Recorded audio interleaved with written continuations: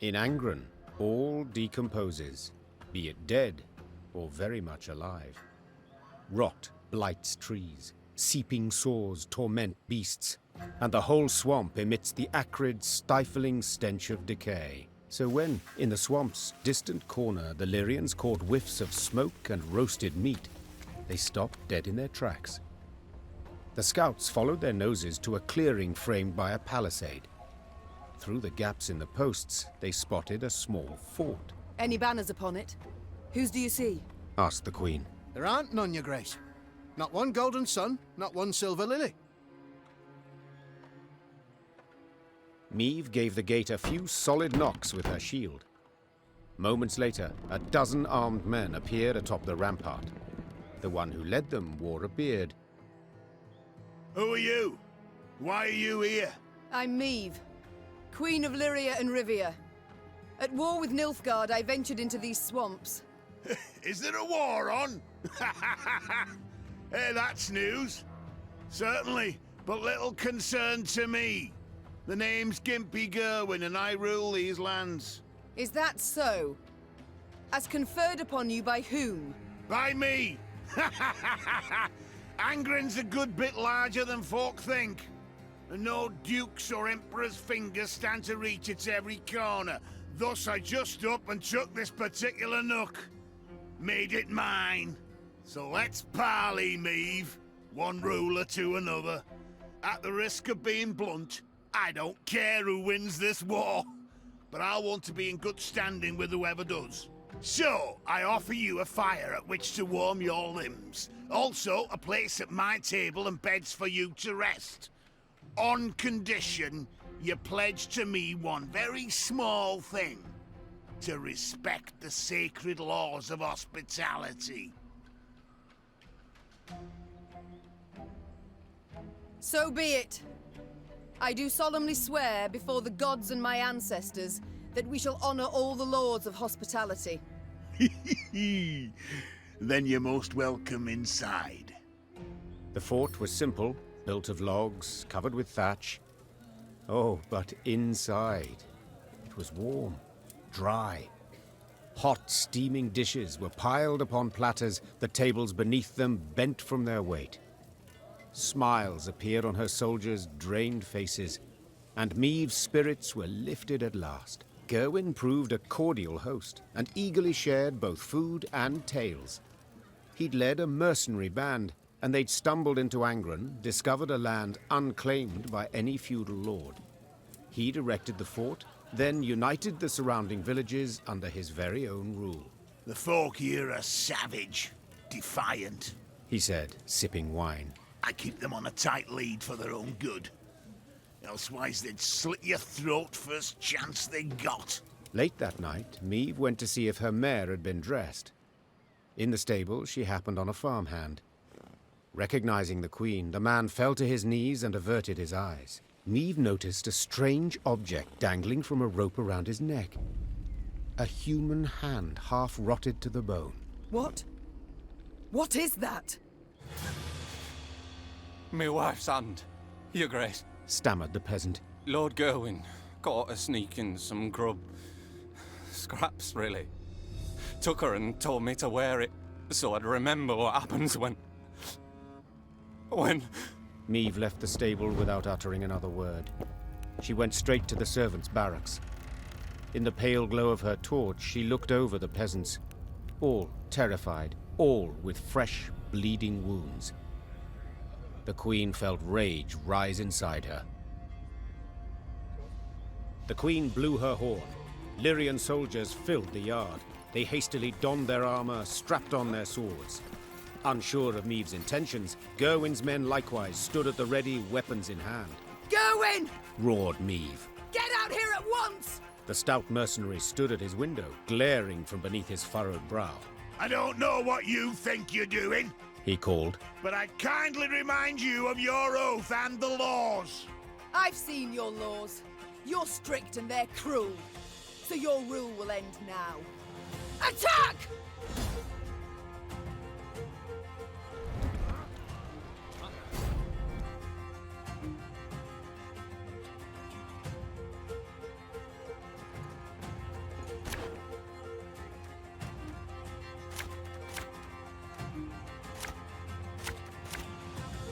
I didn't think a queen would so easily break her word.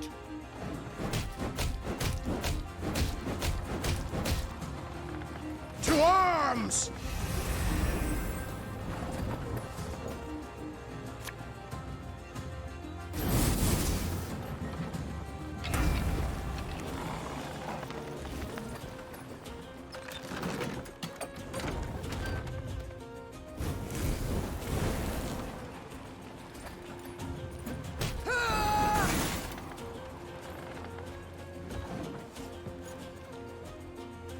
Freedom!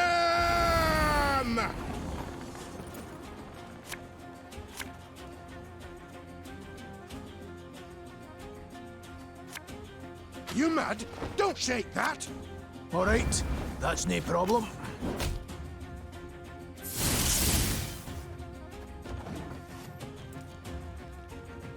Awaiting your orders. You did the right thing. We should never turn a blind eye to others' suffering. Ever have a stone knock out one of your teeth? Remove this pile of manure from my sight.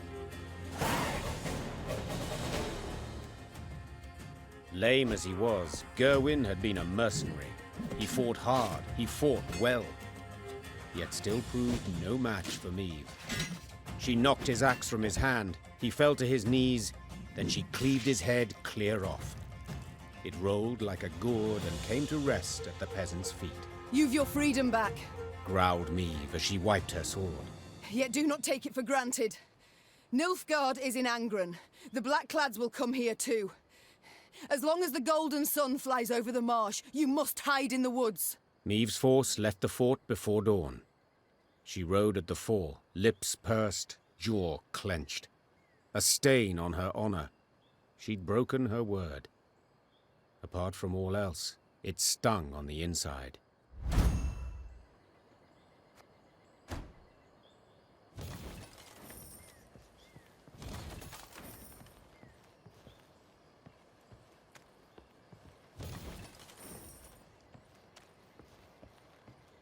We're free.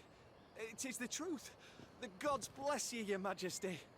That Gerwin bloke were a monster, milady. A monster. Worse nor a pack of ghouls. Pack? No, worse nor a swarm. 1 month he kept me in darkness. And I only busted a tankard. I'll not stay here. 'Tis an evil place. Rather go with ye, even if I'm to fight Blacklads along the way.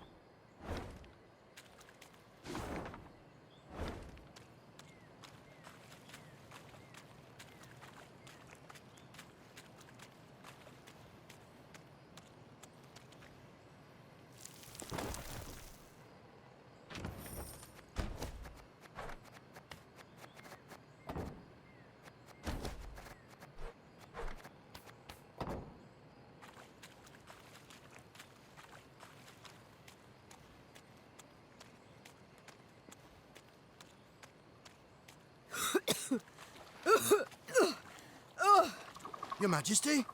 Are you well? Yes. Yes, but the stench.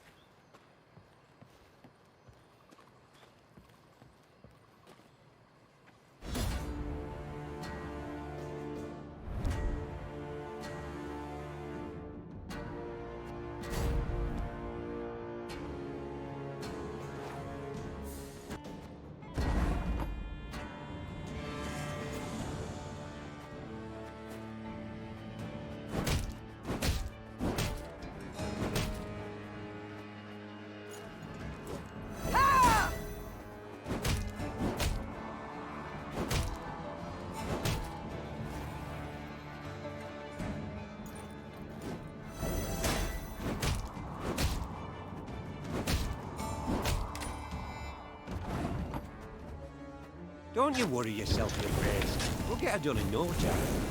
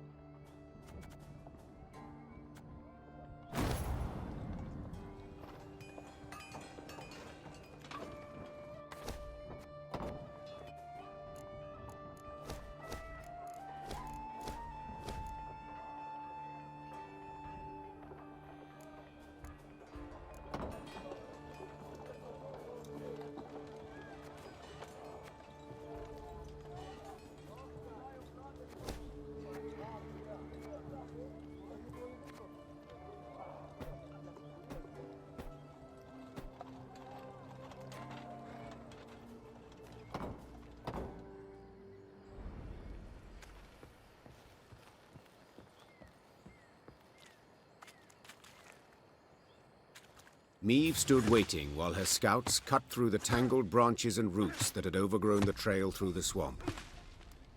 Suddenly, a soldier doubled over and began to retch blood. The same symptoms soon afflicted others in her ranks. A potent poison, was the medic's verdict. It seemed all those who'd fallen ill had shared a tent. One night, they'd chattered about an obelisk they'd destroyed and the group of incensed peasants who'd cursed them for it. Fearing for their lives, the footman had gone to a local herbalist. She'd brewed them a potion to ward off black magic. Alas, the concoction had proved poisonous, while the herbalist had vanished without a trace. Happily, Isbel concocted an antidote in time to deliver the soldiers from a certain and agonizing death. The mage explained their misfortune had not issued from a dark, corrupt force, but from simple human wickedness. Her calming voice and gentle smile lifted the soldiers' spirits. Trusting in her care, they soon wholly forgot the so-called curse.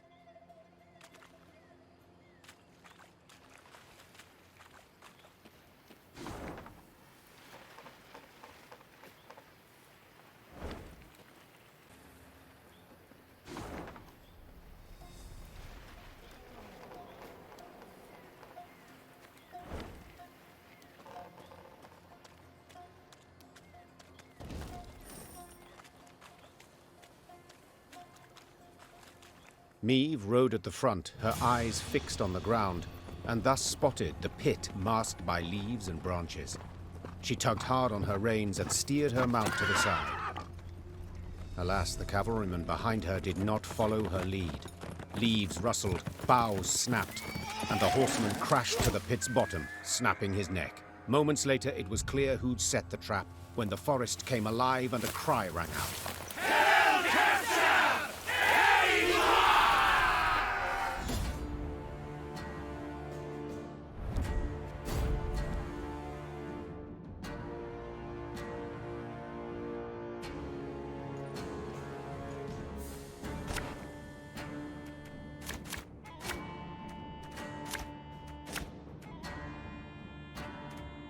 It's a trap! Rally to me! Ever have a stone knock out one of your teeth?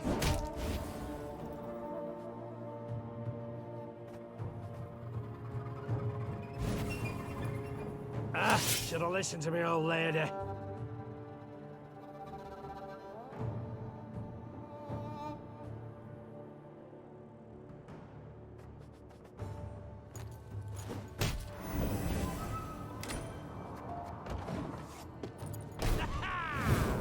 Order!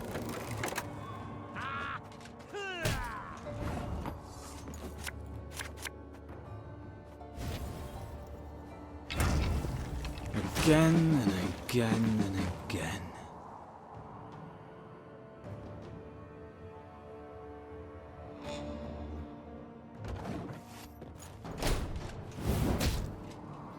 There he goes!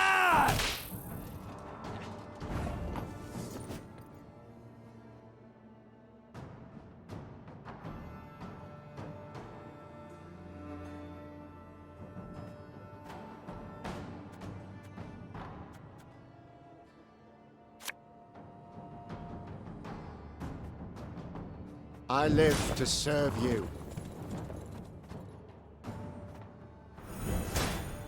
Everything all right?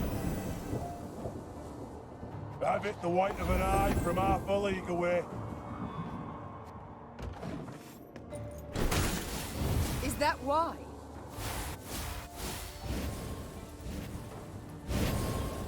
Your life is mine now.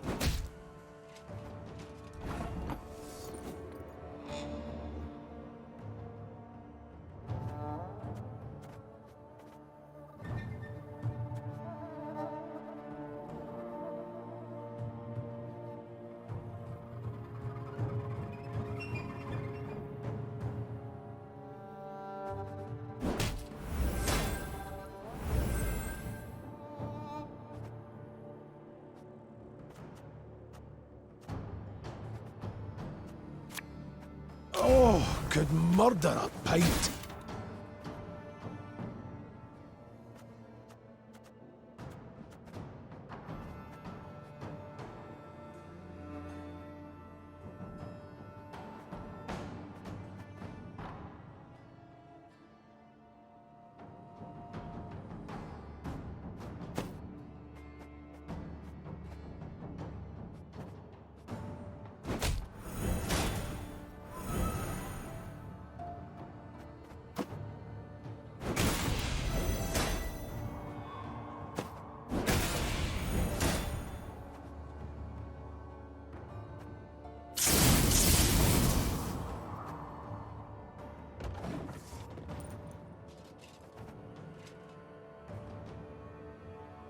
Wise choice.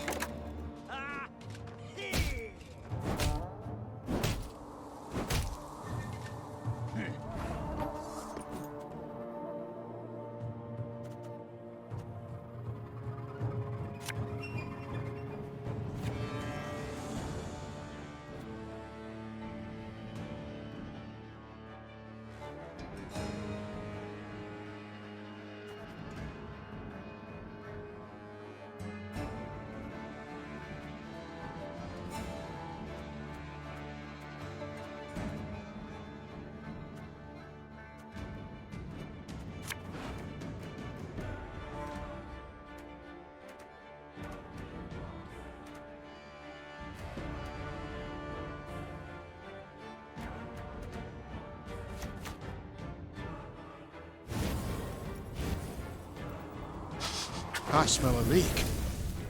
Bigger they are, easier they are to target.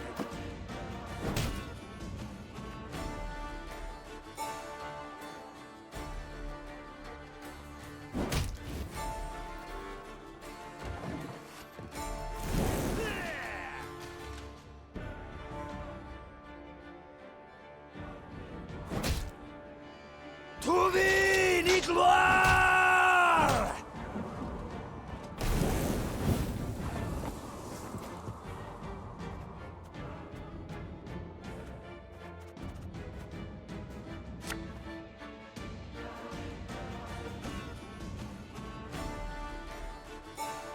Elven blarney.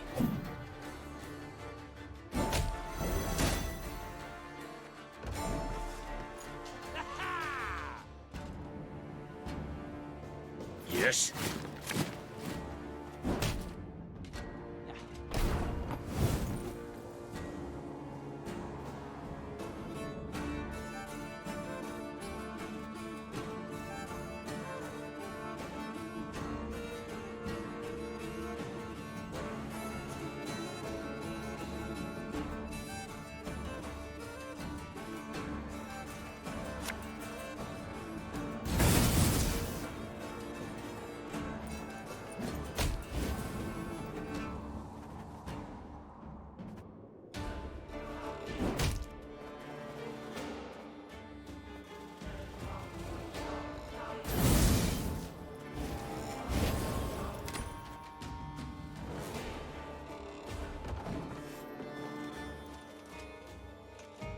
Alba!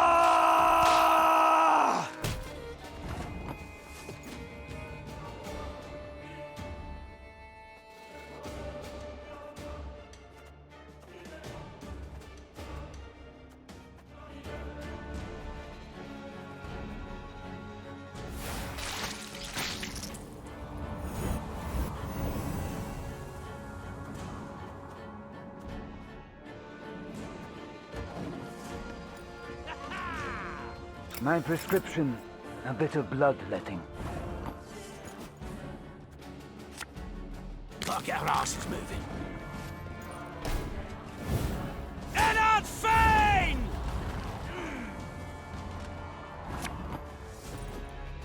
If anyone asks, you've not seen me.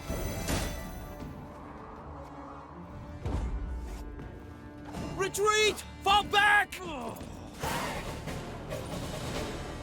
Caught between Lyrian hammer and Skelligan stone, Nilfgaard was shattered, destroyed.